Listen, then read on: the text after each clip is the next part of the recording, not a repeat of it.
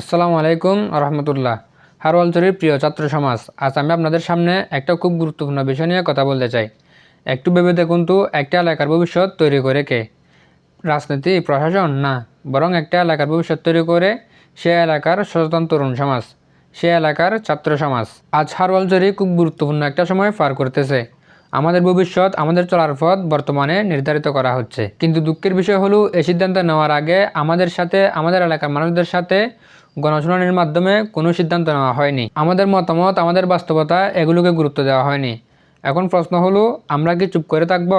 না, হারওয়ালচরের ছাত্র সমাজ কখনো অন্যায়ের বিরুদ্ধে চুপ থাকে না। আমরা জানি উত্তর উপজেলা তৈরি হচ্ছে নির্দিষ্ট কিছু এলাকার সুবিধার জন্য, কিন্তু হারওয়ালচরের বাস্তবতা ভিন্ন। আমরা এখন বর্তমান ফটিকছড়ি উপজেলার সাথে যুক্ত, আমাদের যাতায়াত সহজ, আমাদের সব প্রশাসনিক কাজ সহজ।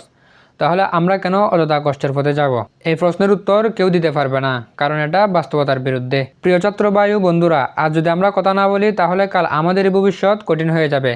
তাই সময় এখন দাঁড়ানোর, সময় এখন এলাকা নিয়ে কথা বলার। আমরা সিদ্ধান্ত নিয়েছি, হারওয়ালচর ছাত্র সমাজকে নিয়ে একটি মানববন্ধন কর্মসূচি অনুষ্ঠিত হবে। এই মানববন্ধন কোনো রাজনৈতিক কর্মসূচি না, এটা আমাদের অধিকার আদায়ের কর্মসূচি, এটা আমাদের ভবিষ্যৎ রক্ষার কর্মসূচি। আমি হারওয়ালচরের প্রতিটি ছাত্রকে আহ্বান জানাচ্ছি, বিশেষ করে হারওয়ালচরের যে সকল ছাত্র বিভিন্ন পাবলিক ও প্রাইভেট ইউনিভার্সিটিতে পড়তে আছেন, তাদের দৃষ্টি আকর্ষণ করতেছি।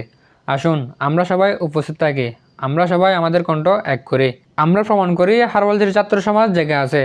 মনে রাখবেন, ইতিহাসে বারবার পরিবর্তন ছাত্ররাই নিয়ে এসেছে। আজ আপনি যদি একটা পদক্ষেপ নেন, আগামীকাল পুরো প্রজন্ম এর সুফল ভোগ করবে।